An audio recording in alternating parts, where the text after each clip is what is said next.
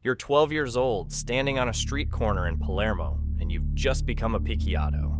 That's what they call the lowest rank, a foot soldier, a nobody who does what he's told or disappears.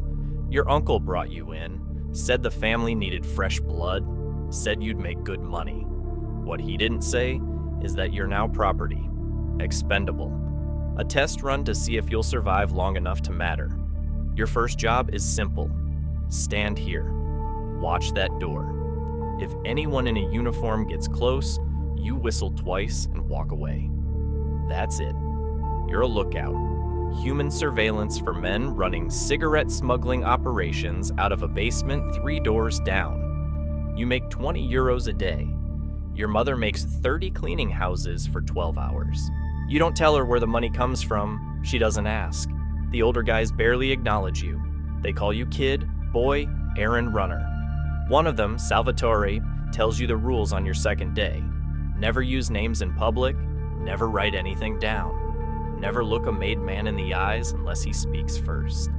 And if the police grab you, you don't know anything.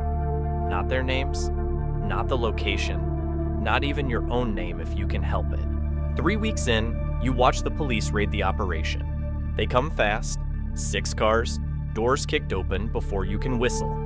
You run like you were taught, disappearing into alleys you've memorized for exactly this moment. Salvatore isn't fast enough. They drag him out in handcuffs. You never see him again. The next day, a different guy takes his place. Nobody mentions what happened. That's when you understand. You're not people here. You're positions. Replaceable parts in a machine that never stops running. Your jobs get harder. Delivering packages you're told not to open. Collecting envelopes from shop owners who won't look at you. Once, you're sent to watch a man for 3 days. Just watch. Note when he leaves, when he returns, who visits. You write nothing down. You memorize everything. When you report back, the boss nods once. 2 days later, that man is found in his car with 2 bullets in his head.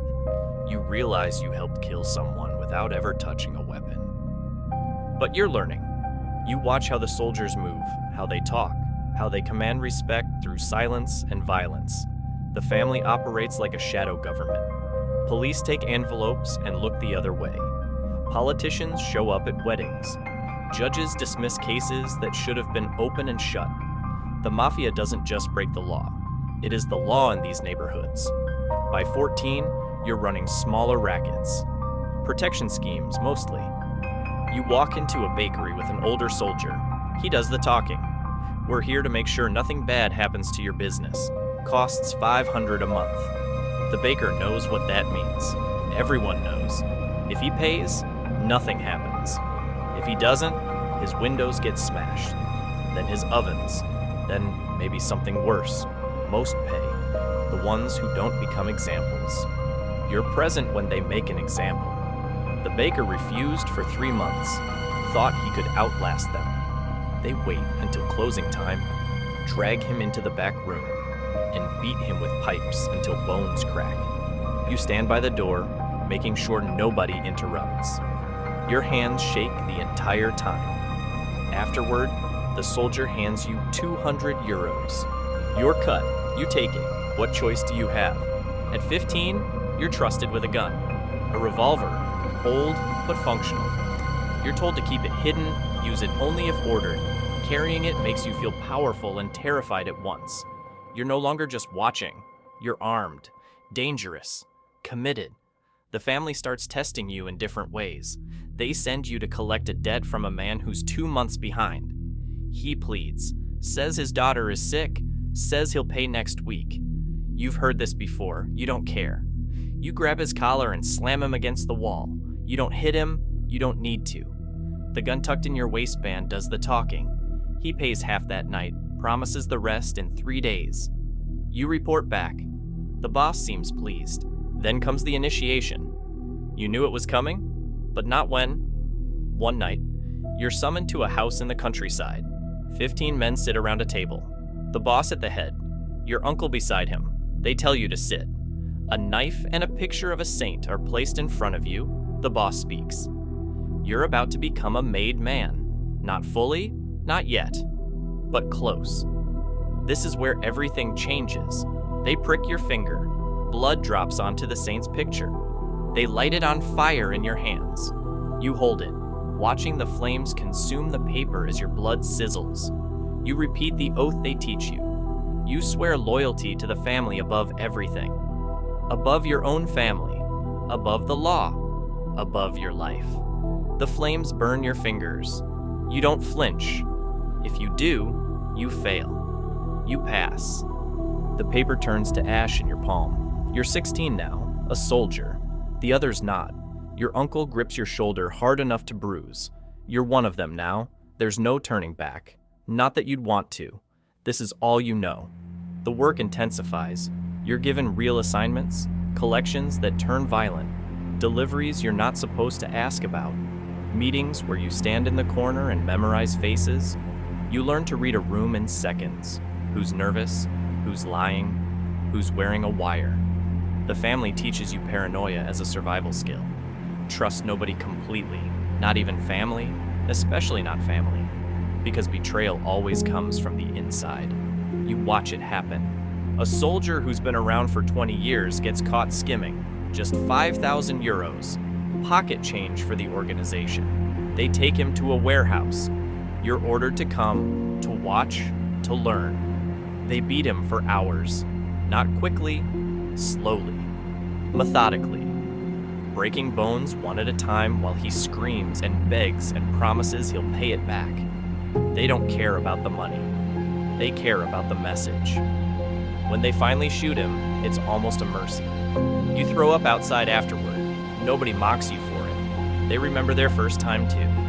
But you go back the next day, and the day after, because this is the life now. At 17, you kill someone. Not in a fight, not in self-defense, an execution. A rival family member who crossed a line. They give you the address, the time, the weapon. A clean pistol that'll be melted down after. You wait outside his apartment for 3 hours. He comes home at midnight, groceries in hand. You approach him from behind. 2 shots to the back of the head, he drops without a sound. You walk away at a normal pace. Dump the gun in the river. Go home. Lie in bed staring at the ceiling until dawn. The next morning, you eat breakfast with your mother. She asks if you slept well. You say yes. She doesn't believe you. She stopped believing you years ago, but she doesn't ask questions. Asking questions in this life is dangerous, even for mothers. By 18, you're earning serious money. 5,000 euros a month, sometimes more. You buy your mother a new apartment. Tell her you're working construction. She accepts the lie because the alternative is unbearable. You wear designer clothes now, drive a nice car, eat at restaurants where the owner knows your name and never brings a bill. Respect follows you like a shadow. People step aside when you walk past. Shopkeepers nod. Even cops treat you carefully. You're untouchable until you're not. Because in this world, nobody stays on top forever. You start noticing things. Conversations that stop when you enter. Meetings you're not invited to. Your uncle's behavior shifts. He's distant. Careful. You realize something's wrong, but you don't know what. Then one night, you're called to a sit-down. Just you, your uncle, and the boss. Your stomach tightens. You think about the soldier in the warehouse. The boss looks at you for a long time. Your uncle won't meet your eyes.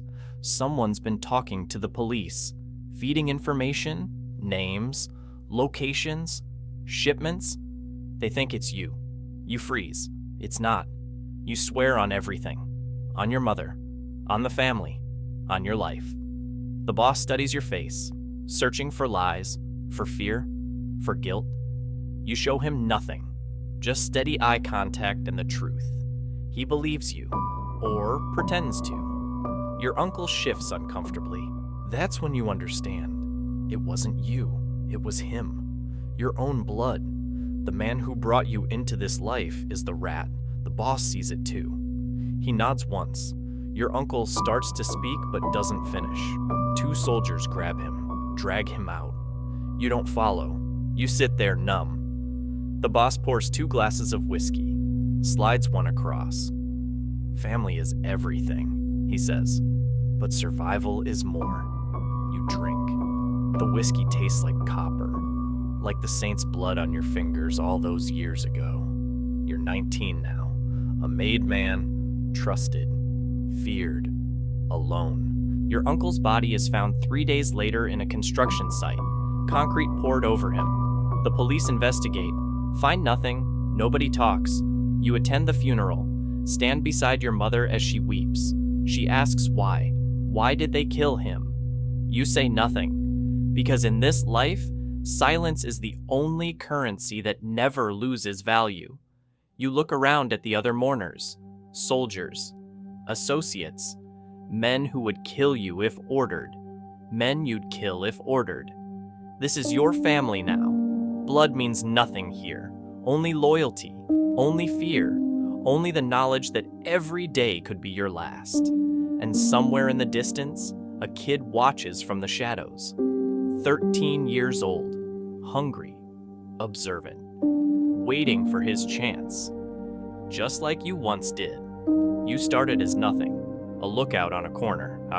Now you're the thing parents warn their kids about. The cycle never breaks. It just replaces faces.